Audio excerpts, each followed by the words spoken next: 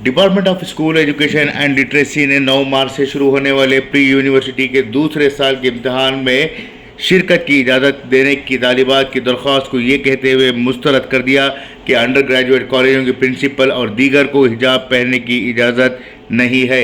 रियासती वज़ीर बराए तालीम BC नागेश ने कहा कि चूँकि हिजाब की तजवीज़ सुप्रीम कोर्ट में है, इसलिए सालाना इम्तिहान के दौरान हिजाब की इजाज़त देने का सवाल ही पैदा नहीं होता।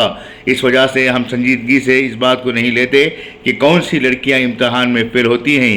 महकमे के ज़राए ने बताया कि उड़पी, चिकबल्लापुर, चामराजनगर और बेंगलुरु रूरल के अंडर ग्रेजुएट कॉलेजों की कुछ तालिबात ने मुताल्लिक़ा कॉलेजों के प्रिंसिपलों से दरख्वास्त की थी कि वो हिजाब पहनकर इम्तहान देने की इजाज़त दें।